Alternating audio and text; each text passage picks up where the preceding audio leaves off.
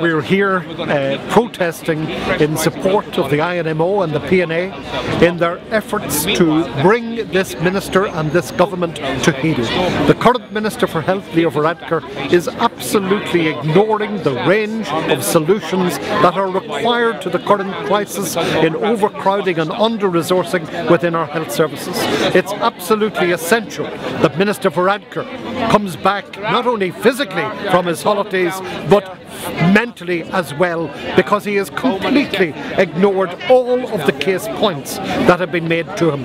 Today nurses are protesting and we give them our wholehearted support, because we are the people, we are the service users, we are the people who will find ourselves at some point in time in a situation just as the several hundred people who are waiting for relocation to step-down beds, as the many thousands once again who are across inappropriate settings in our hospital locations, trolleys, inappropriate overnight chair locations. All of this is absolutely unacceptable. We want a service that is fit for purpose, that will provide our loved ones with the care and the attention that they deserve, and we want working conditions for nurses and doctors that are state of the art and that are their deserve.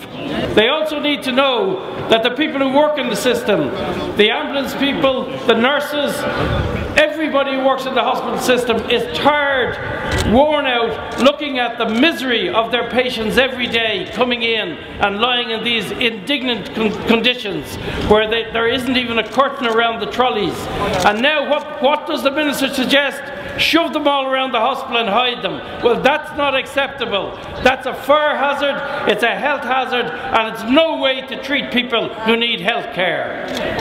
Well, really, for the past few years I've attended what's tantamount to wakes to allow our student nurses that I have brought through and mentored, and have cost thousands to train, away to Australia in particular, and we're left bereft on the ground of anybody to take care of our elderly and our young especially. We're struggling, we're absolutely struggling, and I think this is a breaking point for nurses themselves. And as for Leo Varadkar is saying, what an oxymoron, that he's sick to death of this problem of the health service. I mean, there are patients who are sick and dying and they're not getting the dignity, and we cannot provide the dignity for them to get better or to see out the end of their days. And nurses are just had enough now, our backs are broken.